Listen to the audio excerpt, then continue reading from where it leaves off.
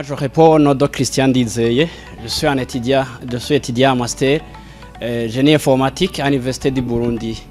Et moi aussi, je vais vous proposer la solution pour résoudre un problème lié à la non-accès aux services bancaires et au microcrédit pour les jeunes. Je commence par une petite introduction.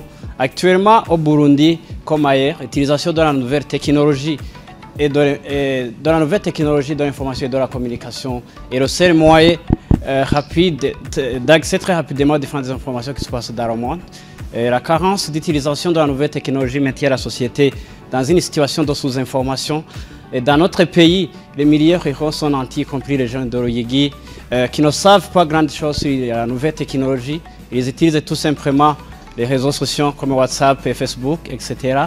Ces jeunes sont regroupés dans des associations, mais ils ne savent pas que c'est possible d'effectuer des opérations bancaires ou bien d'obtenir des informations fiables sur les banques et les institutions de microfinance qui financent les projets des jeunes et les exigences sans se rendre sur les agences bancaires. C'est bien qu'ils ont des idées innovantes dans les localités, mais il manque des experts dans l'élaboration, planification et le suivi des projets qui peuvent les aider, qu'ils puissent trouver des bailleurs qui financent les projets entrepreneuriaux.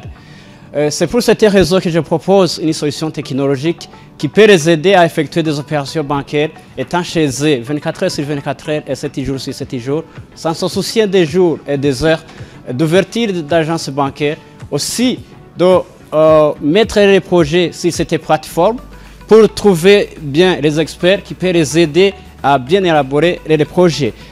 À part la solution technologique, c'est bien il manque des informations sur ce qui existe maintenant. C'est pour cette raison aussi que je propose qu'il y aura une formation qui sera animée par les experts dans la nouvelle technologie de l'information et de la communication, ainsi que les experts dans l'élaboration des projets.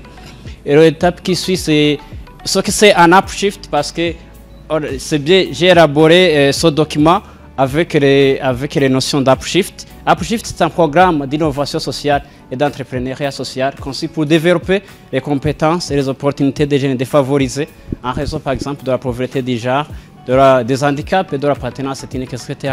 Il est composé par 4 phases. La première phase, c'est comprendre et observer. La deuxième phase, c'est la conception. Et la troisième phase, c'est construire et tester. La dernière phase, qui est la 4e phase, c'est la phase de la concrétisation. On peut représenter ce problème s'il y a un arbre. Donc, un problème, c'est bien qu'il y ait un problème, mais il y a les causes et les conséquences. On peut schématiser ce problème s'il y a un arbre.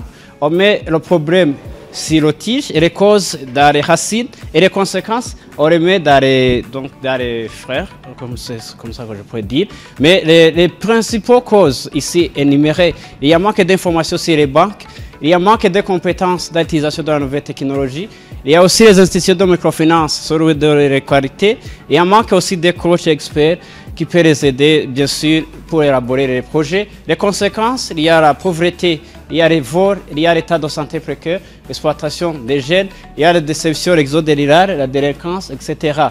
Et les parties prenantes, on peut les regrouper il y a les 3 parties prenantes. Il y a la première partie, c'est la partie qui est affectée directement par ce problème. Et la deuxième partie, c'est la partie qui est indirectement touchée par ce problème. Et la troisième partie, c'est la partie qui peut aider à résoudre ce problème. Et la première partie est composée par les jeunes de Ruyigi. La deuxième partie, il y a la population locale, il y a les opérateurs mobiles, il y a aussi les familles, les opérateurs, je l'ai dit, la population locale, les banques et les institutions de microfinance. Et la troisième partie, y compris moi-même, parce que moi aussi, je peux concevoir un logiciel qui peut les aider à accéder aux services bancaires. Il y a aussi, je n'ai pas oublié de Ruyigi, et nous avons trouvé qu'ils ont vraiment son problème. Alors, pour résoudre son problème d'accès aux services bancaires, pour les jeunes de Ruyigi, en mettant en place une plateforme automatisée pour éviter le manque d'informations des coachs, et aussi une longue distance qui les empêche d'accéder aux services bancaires très rapidement. Donc, la troisième phase, c'est la phase où on peut énumérer toutes les solutions possibles. Et la première solution qui est la mise en place d'une plateforme automatisée qui va permettre aux jeunes de Ruyigi d'accéder aux services bancaires, aux informations de microcrédit en temps réel. Il y a aussi la conception d'une API. API, c'est Application Programming Interface, pour interconnecter notre plateforme et le système des banques électroniques. L'utilisation de la technologie USSD, c'est la technologie que nous utilisons dans nos smartphones ou les téléphones, donc les petits téléphones, pour accéder aux informations pour les utilisateurs des téléphones non intelligents. On les appelle, on les nomme souvent Agahinda, etc.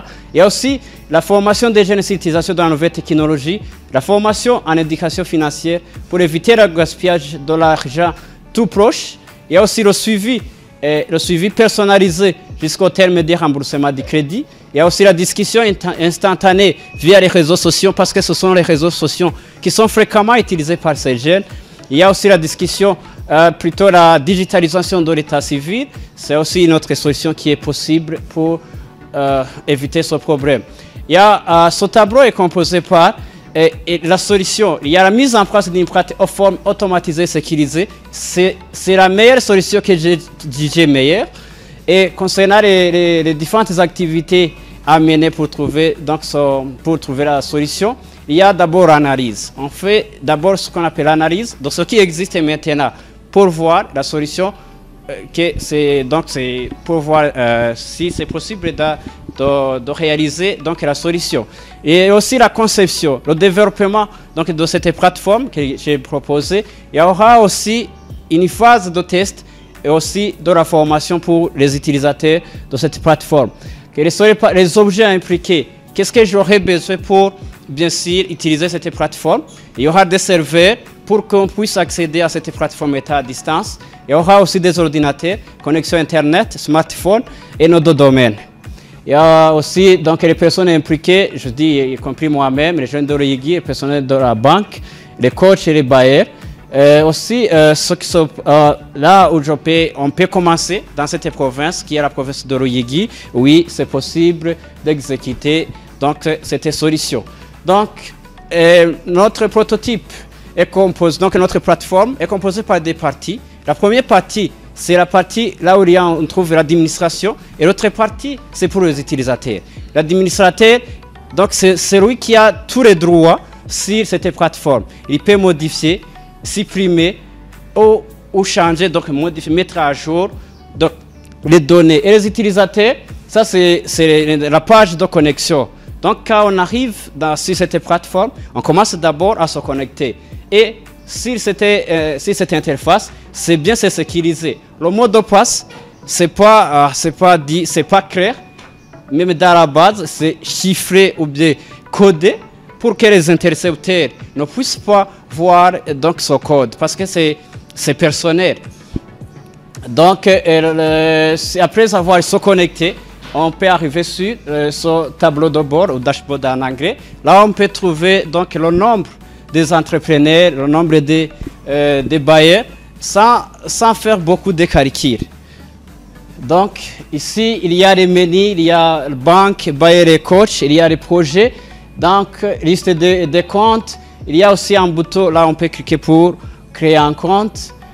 Donc, ça sera même pour les bailleurs, les projets, aussi les coachs. Ici, ce sont les listes. Vous voyez les droits que j'ai dit tout à l'heure, les modifier et supprimer.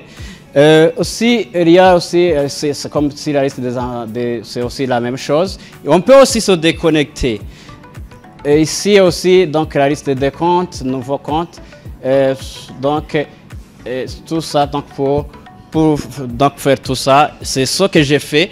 Et concernant donc la création des comptes, c'est vrai, c'est difficile, mais avec la digitalisation de l'état civil que j'ai énuméré parmi les solutions, c'est juste pour avoir toutes les informations dans la base de données, pour vérifier les informations. On peut scanner en carte d'identité, mais il y aura des falsifications. Comment les agents de la banque pourront vérifier que ces données qui sont sur la carte d'identité, c'est correct?